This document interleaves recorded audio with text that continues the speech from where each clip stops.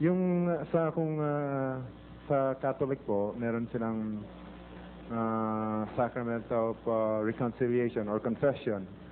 Dito po sa inyo, or ano po sa Iglesia ng Diyos, paano po na-absolute yung sins ng members ninyo? Alam mo, maraming paraan ng Diyos to absolve you from sins. Ano? Ang isa, yung 4:8 ng unang Pedro. 7 ba o 8?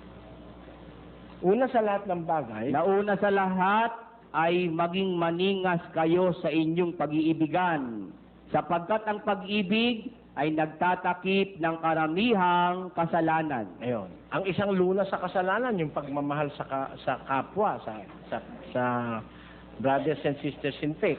Yun ikang pag-iibigan, nagtatakip yun ng kasalanan. Ang isa pa, ito, 28:13.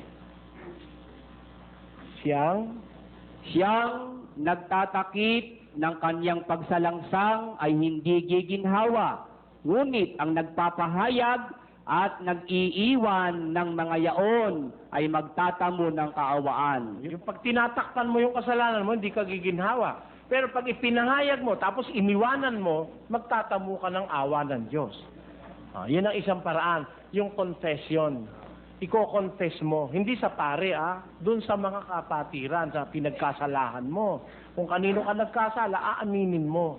Papatawarin ka ng Diyos. Sige po, maraming salamat po. Sige po. Maraming salamat.